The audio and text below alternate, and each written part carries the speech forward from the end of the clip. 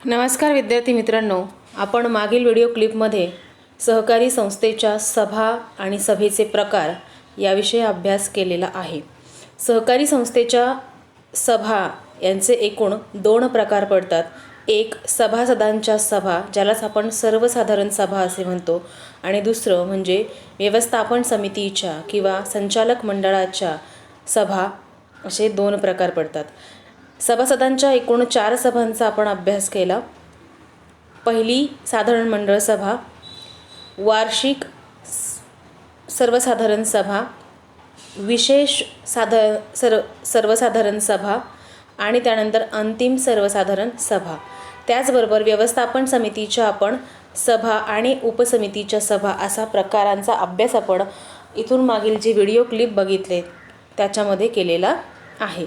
आता या सहकारी सभेविषयी सहकारी संस्था कायदा 1960 आणि नियम 1961 मध्ये काही तरतुदी दिलेल्या आहेत की सभा भरवताना कोणकोणत्या गोष्टी महत्त्वाच्या किंवा बंधनकारक आहे किंवा काय तरतुदी आहेत या सभांविषयीच्या. अतिशय महत्त्वाचा प्रश्न आहे. Very important question, IMP question आहे. 8 मार्काला हा प्रश्न विचारला जातो. किती मार्क्सला? 8 मार्क्सला हा प्रश्न विचारला जातो. Very very very important question. सहकारी संस्थेच्या सभेबाबतच्या कायदेशीर तरतुदी सविस्तर स्पष्ट करा. मग याचं उत्तर लिहिताना आपल्याला सुरुवातीला प्रस्तावना, थोडक्यात सभा म्हणजे काय, सभा का भरवल्या जातात, त्याचे कारण, त्यानंतर सभा कोणत्या प्रकारचे आहेत आणि या सभेबाबतच्या कायदेशीर तरतुदी, त्याच्यानंतर अर्थ लिहूया आपण सभा म्हणजे काय, आणि नंतर मूळ मुद्द्याकडे वळायचं, तो म्हणजे सहकारी संस्थेबाबतच्या कायदेशीर तरतुदी. बरोबर आहे. तर अशा पद्धतीने याचं उत्तर लिहायचं आहे. त्या कायदेशीर तरतुदी कोणत्या? एकूण 10 तरतुदी आहेत आणि प्रत्येक सहकारी संस्थेला कायदेशीर तरतुदी, सभांबाबतच्या ज्या कायदेशीर तरतुदी महाराष्ट्र सहकारी संस्था कायदा 1960 आणि नियम 1961 मध्ये दिलेल्या आहेत त्याचे पालन करावे लागते. मग आता ह्या तरतुदी कोणकोणत्या आहेत त्या तरतुदी आपण आता बघणार आहोत. पहिली तरतूद बघा काय आहे, सभेची सूचना. फक्त मुद्दे सांगते मी, नंतर आपण एक एक मुद्दा एक्सप्लेन करून घेऊया. पहिला मुद्दा आहे सभेची सूचना. दुसरा मुद्दा आहे सभेची कार्यक्रम पत्रिका. तिसरा आहे सभेची गणसंख्या. चौथा आहे सभेचा अध्यक्ष. 5वा मतदानाच्या पद्धती. 6वा सभा तहकूब करणे किंवा पुढे ढकलणे. 7वा प्रस्ताव. 8वा ठराव. 9वा निर्णायक मताधिकार आणि 10वा मुद्दा जो आहे सभेचे इतिवृत्त. हे 8 तरतुदी चे पालन सभा भरवताना झालेच पाहिजे, ते बंधनकारक आहे. आपण आता पहिला जो मुद्दा आहे तो बघूया काय आहे, सभेची सूचना. महाराष्ट्र सहकारी संस्था कायद्यातील तरतुदीनुसार सहकारी संस्थेच्या सभासदांची सभा बोलवण्याचा अधिकार हा कार्यकारी समितीस असतो. मग आता कार्यकारी समिती म्हणजे कोण, तर व्यवस्थापन समिती. कार्यकारी समिती म्हणजे कोण, तर व्यवस्थापन समितीला हा काय असतो, अधिकार असतो. मग विशिष्ट परिस्थितीत या सभा बोलवण्याचा अधिकार सभासद किंवा सहकार निबंधकास सुद्धा असतो. विशिष्ट परिस्थितीस हा अधिकार कोणाला आहे, सभासद किंवा सहकार निबंधकास. मग केव्हा की जर सभा काही कारणास्तव जर संस्थेने घेतल्या नाहीत तर निबंधक त्याच्या अधिकाऱ्याखाली किंवा सभासद आपल्या मागणीनुसार या सभा बोलावू शकतात. परंतु सभा बोलवण्याचा अधिकार हा खरा तर कोणाला आहे, कार्यकारी समितीला आहे. परंतु काही विशिष्ट परिस्थितीमध्ये या सभा सभासद किंवा निबंधक देखील बोलावू शकतो. या सभांसाठी ज्या व्यक्तीला किंवा ज्या सभासदाला सभेस हजर राहण्याचा अधिकार आहे त्या प्रत्येक सभासदाला सभेची सूचना पाठवणे आवश्यक असते. मग ही सूचना अध्यक्षाच्या वतीने कोण काढतो, सचिव. अध्यक्ष हा सभेचा प्रमुख व्यक्ती आहे. सचिव हा अध्यक्षाच्या नियंत्रणाखाली कार्य करणारा एक सेवक आहे. मग अध्यक्षाच्या वतीने सभेची सूचना कोण काढतं? तर अध्यक्षाच्या वतीने सभेची सूचना सचिव काढतो. मग सभेच्या सूचना काढताना सभेच्या सूचनेचे नाव लक्षात आलंय का? त्यामध्ये काय असलं पाहिजे? सूचनेमध्ये सभेचे नाव. मग सभेचे नाव म्हणजे काय? ती सभा पहिली साधारण मंडळ सभा आहे की वार्षिक सर्वसाधारण सभा आहे की विशेष सर्वसाधारण सभा आहे की अंतिम सभा आहे का व्यवस्थापन समितीची सभा आहे की उपसमितीची सभा आहे. म्हणजेच हे सभेचे नाव झाले. त्या सभेच्या सूचनेमध्ये काय असले पाहिजे? सभेचे नाव असले पाहिजे. दुसरा महत्त्वाचा मुद्दा, सभेचा दिनांक असला पाहिजे. कोणत्या तारखेला ती सभा भरवलेली आहे. आता बघा, आपण दुसरं प्रकरण जे तुम्हाला ऑनलाईन शिकवत आहे मी, त्याच्यामध्ये सभेची तारीख दिलेली असते उजव्या बाजूला पत्राच्या शीर्षकाच्या अगदी खालोखाल उजव्या बाजूला सभेची तारीख म्हणजेच तिथे पत्राला प्रत्येक याला तारीख दिलेली असते. मग ही सभेची तारीख महत्त्वाची आहे की कोणत्या दिवशी सभा भरवली जाणार आहे. मग त्या सभेच्या सूचनेमध्ये सभेचा दिनांक महत्त्वाचा असतो. त्याचबरोबर वार, सभा कोणत्या वाराला भरवली जाणार आहे, सभेची वेळ आणि सभेचे स्थळ म्हणजे ठिकाण इत्यादींचा स्पष्ट उल्लेख असला पाहिजे. उदाहरणार्थ, नागरी सहकारी बँकेची वार्षिक सर्वसाधारण सभा दिनांक 23 ऑगस्ट 2021 सोमवार दिनांक.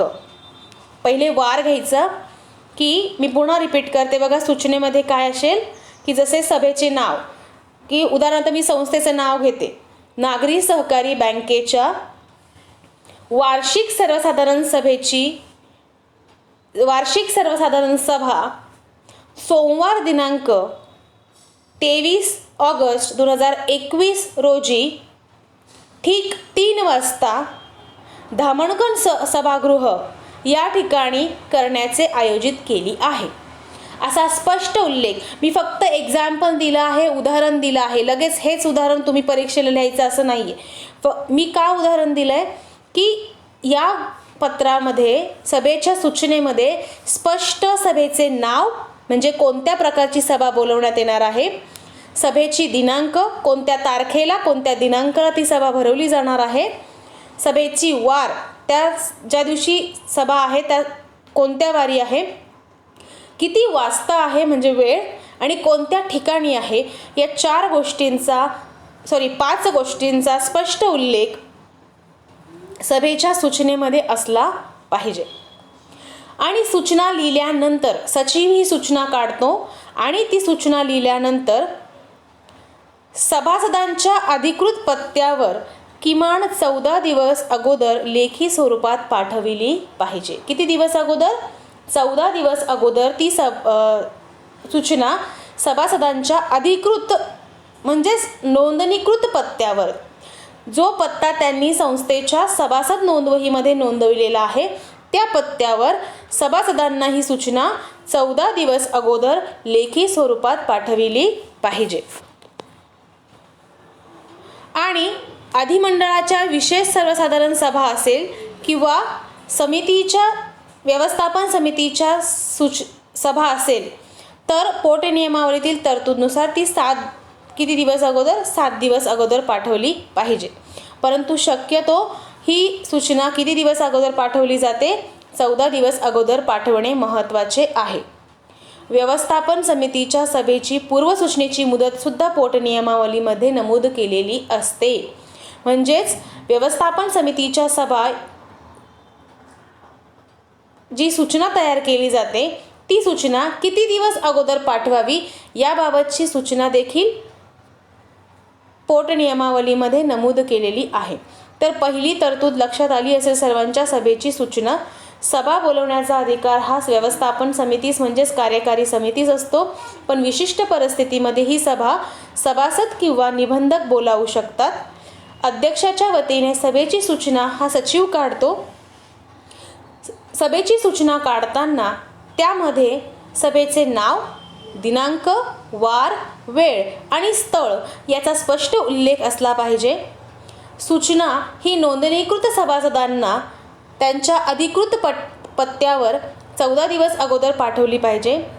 जर अधिमंडळाची विशेष सर्वसाधारण सभा असेल किंवा व्यवस्थापन समितीच्या सभा असतील तर कदाचित ही सूचना 7 दिवस अगोदर पाठवणे आवश्यक असते. तशी तरतूद नियमावलीमध्ये दिलेली आहे. आता पुढचा मुद्दा आपल्याला बघायचा आहे दुसरा, तो म्हणजे सभेची कार्यक्रम पत्रिका. आता सभेची कार्यक्रम पत्रिका म्हणजे काय, तर सभेची कार्यक्रम पत्रिका म्हणजे सभेत पार पाडावयाच्या विषयांची क्रमवार यादी म्हणजेच सभेची कार्यक्रम पत्रिका होय. सगळ्यात महत्त्वाचं म्हणजे सभेमध्ये जे विषय वर चर्चा केली जाणार आहे त्या विषयांच्या क्रमवार यादीला सभेची कार्यक्रम पत्रिका असे म्हणतात. उदाहरणार्थ सगळ्यात पहिले सभेचे इतिवृत्त वाचून दाखवणे, नंतर संस्थेच्या अध्यक्षाची निवड करणे, अंदाजपत्रकास मंजुरी देणे, सभासदांना हे जे विषय आहे याची क्रमवार यादी, जे छोटे छोटे विषय असतात ते सुरुवातीला घेतले जातात आणि जे मोठे विषय आहेत ते नंतर टाकले जातात. म्हणजेच या विषयांची एक क्रमवार यादी तयार केली जाते आणि ती क्रमवार यादी जी आहे तिलाच आपण कार्यक्रम पत्रिका असे म्हणतो. ही यादी सभेच्या सूचनेबरोबरच सभासदांना पाठविली जाते. ही सभेच्या सूचनेबरोबर पाठवण्याचा हेतू काय असतो की सभासदांना कळाले पाहिजे की संस्थेची जी सभा बोलवली जाणार आहे त्या सभेमध्ये कोणत्या विषयांवर चर्चा केली जाणार आहे, की जेणेकरून ते पूर्वतयारी करून येतील. यासाठी सभेच्या सूचनेबरोबर सभेची कार्यक्रम पत्रिका देखील पाठविली जाते. ही सभेची कार्यक्रम पत्रिका देखील अध्यक्षाशी चर्चा करून सचिवच तयार करतो आणि कार्यक्रम पत्रिकेवरून सभेत कोणकोणत्या विषयांवर चर्चा होणार आहे याची एक सभासद किंवा संचालकांना कल्पना येते. अध्यक्षाच्या पूर्वपरवानगीशिवाय कार्यक्रम पत्रिकेमध्ये कुठल्याही स्वरूपाचे बदल केले जात नाही. लक्षात येते का? अध्यक्षाच्या परवानगीशिवाय कुठलेही बदल केले जात नाही. सभासद व संचालक मंडळाच्या सभेचे कामकाज योग्य प्रकारे पार पाडण्यास कार्यक्रम पत्रिका उपयुक्त ठरते. बघा, आपल्याला जर सभेची किंवा आपण जेव्हा एकत्र येतो त्यावेळेस आपल्याला जर आपले मुद्दे माहीत असेल की आपल्याला कोणत्या मुद्द्यांवर बोलायचं असेल तर आपल्याला ते बोलणे आणि ती लिंक लावणे सोपे जाते. परंतु आपण फक्त एकत्र आलो आहे आणि कोणत्या विषयावर चर्चा करायची आहे तर आपण काय चर्चा करायची, कशाबद्दल करायची हे सगळे प्रश्न उभे राहतात. पण कार्यक्रम पत्रिकेमुळे काय होते की विषयांची ती क्रमवार यादी असते. त्यामुळे कोणत्या विषयावर पहिले बोलायचं आहे, कोणत्या विषयावर नंतर बोलायचं आहे, किती वेळ बोलायचं आहे, काय बोलायचं आहे, ह्या सगळ्या गोष्टी म्हणजेच एक प्रकारे सभेचे कामकाज पार पाडण्यासाठी कार्यक्रम पत्रिका काय ठरते, उपयुक्त ठरते. मग सभेची कार्यक्रम पत्रिकेबद्दल ही कायदेशीर तरतूद दिलेली आहे. आता पुढची मुद्दा आहे सभेची गणसंख्या. अतिशय महत्त्वाचा मुद्दा आहे, लक्ष द्यायचे व्यवस्थित. सभेचे कामकाज सुरू करण्यासाठी किंवा सभा वैध ठरण्यासाठी, कायदेशीर ठरण्यासाठी सभेला आवश्यक असणारी सभासदांची किमान म्हणजे कमीत कमी उपस्थिती म्हणजे गणसंख्या किंवा गणपूर्ती होय. एखादी सभा भरवताना बघा, आता सहकारी संस्थेचे असंख्य सभासद असतील. मग सभा भरवताना या असंख्य सभासदांना आपल्याला एकाच वेळेस बोलावता येईल का? नाही बोलावता येणार, बरोबर आहे.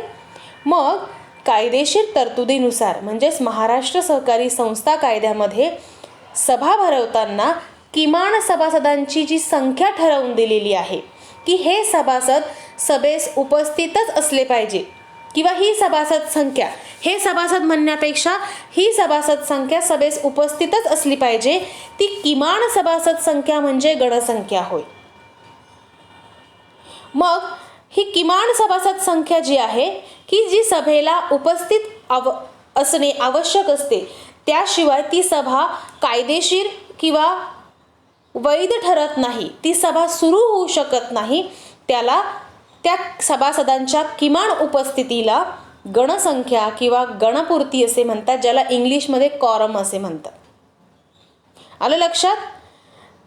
गणसंख्या ही सभा सुरू होण्यापासून ते सभा संपेपर्यंत पूर्ण असावी लागते. उदाहरणार्थ, गणसंख्या ही जर 15 असेल कमीत कमी, तर 15च्या 15 सभासद हे सभेस उपस्थित असलेच पाहिजे सभा सुरू होण्यापासून ते संपेपर्यंत. किंवा 14 जरी उपस्थित असतील तरी ती सभा काय केली जाते? रद्द केली जाते, तहकूब केली जाते. लक्षात येते? आणि ही गणसंख्या किती असावी याचा उल्लेख उपविधीमध्ये केलेला असतो. कुठे केलेला असतो? उपविधी, जो सहकारी संस्थेच्या नियमांचा काय आहे? संच आहे. त्या उपविधीमध्ये सभासदांची गणसंख्या आणि व्यवस्थापन समितीच्या सभाची गणसंख्या अशा दोन्हीही सभांच्या गणसंख्येचा उल्लेख हा उपविधीमध्ये केलेला असतो. मी पुन्हा सांगते, गणसंख्या म्हणजे काय? की सभा कायदेशीर ठरवण्यासाठी किंवा सभा सुरू होण्यासाठी सभासदांची किमान उपस्थिती असणे आवश्यक असते. ही किमान उपस्थिती म्हणजेच सभेची गणसंख्या होय. गणसंख्या अनिवार्य असते, बंधनकारक असते, कारण ती असल्याशिवाय सभा सुरू होत नाही, सभेचे कामकाज सुरू होत नाही.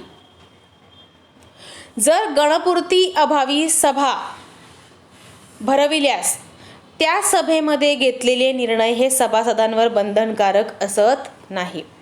जर इन केस गणपूर्ती नसेलच किंवा गणसंख्या उपस्थित नसेलच, 15 आवश्यक आहे, 13 उपस्थित असतील, 14 उपस्थित असतील आणि त्यांनी तरीही सभा भरवली, तर त्या सभेमध्ये जे निर्णय घेतलेले असतील ते संस्थेवर किंवा सभासदांवर बंधनकारक असत नाही, कारण ती सभा वैधच नाहीये, कायदेशीर नाहीये. त्याच्यामुळे त्याच्यामध्ये घेतलेले निर्णय हे सभासदांवर किंवा संस्थेवर बंधनकारक असणार नाही. त्यासाठी सभेसाठी गणसंख्या काय आहे? आवश्यक आहे. आता आपण कायदेशीर तरतुदी उपविधीमध्ये काय दिलेलं आहे बघा.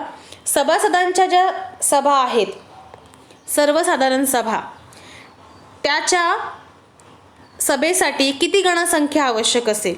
तर एकूण सभासदाच्या 1/5 किंवा 25 यापैकी जी संख्या असेल ती संख्या गणसंख्या असेल. आता एक उदाहरण घेऊया आपण, की उदाहरणार्थ सहकारी संस्थेचे एकूण 100 सभासद आहेत. ओके, मग त्याच्या 1/5 म्हटलेला आहे, बरोबर आहे. मग आपण 1/5 करताना ती सभासद संख्या किती झाली? 20. म्हणजेच सभासद संख्येच्या एकूण सभासदांच्या 20 एकूण सभासदांच्या 20 किंवा 25 यापैकी जी संख्या कमी असेल ती संख्या ही गणसंख्या असते. मग आता मला सांगा, 20 कमी आहे की 25? अर्थातच 20 कमी आहे. मग त्या सभासदांच्या सभेसाठी 20 ही संख्या काय मानली जाईल? गणसंख्या मानली जाईल. म्हणजेच संस्थेच्या सर्वसाधारण सभा भरवण्यासाठी 20 सभासद, किमान 20 सभासद उपस्थित असलेच पाहिजे. ते 19 जरी असतील तरी ती सभा कायदेशीर मानली जाणार नाही. विद्यार्थी मित्रांनो, हे फक्त मी तुम्हाला उदाहरण दिलं आहे. लगेच सहकारी संस्थेचे सभासद 100च असतील असे नाही, ते जास्तही असू शकतात, ते कमीही असू शकतात. इथे आपण गृहीत धरूया, आपण 200 घेतले सभासद. मग 200च्या 1/5 किती येतील? बरोबर आहे ना? 40 आणि 25 मग 40 आणि 25 याच्यातली संख्या कोणती कमी आहे? 25. मग 25 ही सर्वसाधारण सभेसाठी काय आहे? गणसंख्या आहे. लक्षात आलंय? तर आता व्यवस्थापन समितीची जी सभा आहे त्याच्या व्यवस्थापन समितीच्या एकूण सदस्यापैकी 1/5 किंवा 5 यापैकी जी संख्या असेल ती गणसंख्या असते.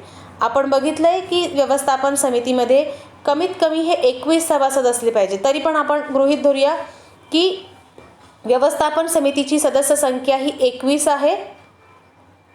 त्याच्यात त्यांनी काय सांगितलं? 1/3. मग 3 7 21 म्हणजे 7 ही काय झाली? गणसंख्या झाली. आणि 5 यापैकी जी संख्या कमी असेल ती, मग आता कमी कोणती आहे? 5. मग ही 5 काय आहे? त्या संस्थेची व्यवस्थापन समितीच्या सभेसाठी असलेली काय आहे? गणसंख्या आहे. आलं लक्षात? मग 5 पैकी 4च जर व्यवस्थापन समिती सदस्य म्हणजे संचालक उपस्थित असेल तर ती सभा काय केली जाईल? रद्द केली जाईल, तहकूब केली जाईल, म्हणजेच ती सभा बेकायदेशीर असेल. तर इतके दोन्ही सभांसाठी, सर्वसाधारण सभा म्हणजे सभासदांच्या सभा आणि व्यवस्थापन समितीच्या सभा, या दोघांसाठी गणसंख्या वेगळी आहे. आलं लक्षात? तर आता समजा सभेचे कामकाज सुरू करण्यापूर्वी अध्यक्षाने पुरेशी गणसंख्या आहे की नाही हे पाहणे आवश्यक असते. हे काम तो सचिवास सांगतो आणि सचिव गणसंख्या पुरेशी आहे की नाही हे बघतो. आणि जर असे आढळले की पुरेशी गणसंख्या उपस्थित नाही तर अध्यक्षाच्या परवानगीने त्यावेळेस ती सभा पुढील 30 मिनिटासाठी तहकूब किंवा रद्द केली जाते. 30 मिनिटासाठी का? तर त्या 30 मिनिटामध्ये सभासदांची किंवा संचालक मंडळाच्या सदस्यांची वाट बघितली जाते आणि 30 मिनिटाच्या आत तरीही सभासद जर किंवा संचालक उपस्थित राहिले नाही, म्हणजे गणसंख्या पूर्ण झाली नाही, तर मात्र तहकूब केलेल्या सभेसाठी गणसंख्येची आवश्यकता नसते. मग ती तहकूब झालेली सभा ही 30 मिनिटानंतर घेतली जाते. त्याच विषयांवर चर्चा करून निर्णयही घेतले जातात. किंवा ती सभा कधी घ्यायची याबाबत संस्थेच्या पोटनियमावलीमध्ये तरतूद दिलेली आहे. मग ती 30 मिनिटानंतर घ्यायची की पुढील याच्यामध्ये पुढील कुठल्या तारखेला वेळेला वगैरे घ्यायची याचा निर्णय घेतला जातो. तर यालाच म्हणतात सभेची गणसंख्या. सभेची गणसंख्या म्हणजेच सभा कायदेशीर ठरवण्यासाठी, सभा चालवण्यासाठी सभासदांची किमान उपस्थिती म्हणजे गणसंख्या होय. सभासदांच्या सर्वसाधारण सभांसाठी एकूण सभासदांच्या 1/5 किंवा 25 सभासद यापैकी जी संख्या कमी असेल ती गणसंख्या असते. आणि व्यवस्थापन समितीच्या सभेसाठी 1/3 किंवा 5 यापैकी जी संख्या कमी असेल ती गणसंख्या असते. तर याप्रमाणे सभेची गणसंख्या ही अतिशय महत्त्वाची तरतूद सभेबाबतची दिलेली आहे. ही तरतूद जर संस्थेने पूर्ण केली नाही तर सभा कायदेशीर मानली जात नाही. आता चौथा मुद्दा आहे सभेचा अध्यक्ष. सहकार कायद्यानुसार सहकारी संस्थेला होणाऱ्या प्रत्येक सभेला सभापती किंवा अध्यक्ष असावा लागतो. मग अध्यक्ष हा कोण आहे? तर सभेचे नियमन आणि नियंत्रण करण्यासाठी निवडलेली व्यक्ती होय. सभा ही एका व्यक्तीच्या नियंत्रणाखाली पार पडणे आवश्यक असते. सभेचा एक प्रमुख असावा लागतो ज्याच्या नियंत्रणाखाली सभा पार पाडल्या जातात. मग तो व्यक्ती कोण आहे? अध्यक्ष. सहकार कायद्यानुसार पात्र व्यक्ती सभेचा अध्यक्ष म्हणून निवडला जातो. आपण बघितलंय की असंख्य सभासदांमधून काही संचालक म्हणजे सभासदांचे प्रतिनिधी निवडून दिले जातात, ज्याला आपण संचालक असे म्हणतो. या संचालकाच्या समूहाला आपण व्यवस्थापन समिती असे म्हणतो. मग याच व्यवस्थापन समितीच्या सदस्यांपैकीच एक व्यक्तीची निवड ही संस्थेचा अध्यक्ष म्हणून केली जाते आणि अध्यक्षाच्या अनुपस्थितीत सहकारी संस्थेचा उपाध्यक्ष संस्थेचे सभेचे कार्य बघतो. आणि दोघीही व्यक्ती जर सभेचा अध्यक्ष आणि उपाध्यक्ष दोघेही गैरहजर असतील तर संचालक मंडळातील सर्वात ज्येष्ठ व्यक्तीचा अध्यक्ष म्हणून काय केली जाते, निवड केली जाते. आणि त्याच्या अध्यक्षतेखाली सभेचे कामकाज पार पाडले जाते. सभा रीतसर चालवण्यासाठी सभेचे सर्व नियम पाळले जात आहे की नाही हे बघण्याची जबाबदारी ही सभेच्या अध्यक्षावर असते. म्हणूनच सभेचा अध्यक्ष हा अतिशय विनयशील, नम्र, कायदेशीर ज्ञान असलेला, सुस्वभावी आणि समतोल वृत्तीचा गुणसंपन्न व्यक्ती असावा किंवा व्यक्ती जी आहे तिलाच सभेचा अध्यक्ष बनवले जाते. तर सभेसाठी सभेचा अध्यक्ष महत्त्वाचा आहे. अदरवाईज म्हणजेच अन्यथा सभा कायदेशीर मानली जाणार नाही. सभेचा अध्यक्ष हा व्यवस्थापन समितीतील सदस्यांपैकीच निवडला जातो. आणि सभा सुरळीत पार पाडण्यासाठी सभेचा अध्यक्ष हा विनयशील असला पाहिजे, नम्र असला पाहिजे, त्याला कायद्याचे संपूर्ण ज्ञान असले पाहिजे, तो सुस्वभावी असला पाहिजे आणि समतोल वृत्ती अशा गुणसंपन्न असणारी व्यक्तीच सभेचा अध्यक्ष होऊ शकते किंवा ती व्यक्ती असावी. त्यानंतर 5वा मुद्दा आहे मतदानाच्या पद्धती. आता मतदानाच्या पद्धती म्हणजे काय तर सहकारी संस्थेच्या सभेमध्ये वेगवेगळ्या विषयांवर चर्चा केली जाते. आपण बघतो सगळे मानवाचे किंवा आपण बघा एकत्र आल्यानंतर सगळ्यांचे मत सारखेच असते का? नाही. प्रत्येकाचे मत हे काय असते, वेगळे असते. मग एखाद्या विषयावर ज्यावेळेस चर्चा होते त्यावेळेस प्रत्येक वेळेस एक महत्त्वाच्या निर्णयाला प्रत्येक व्यक्ती सभेमध्ये उपस्थित असणारी सारखंच मत देईल असे नाही. एकंदरीतच काय ती कार्यक्रम पत्रिकेवरील विषयांवर उपस्थित सदस्यांचे मतदान घेऊन काय घेतले जाते, निर्णय घेतले जातात.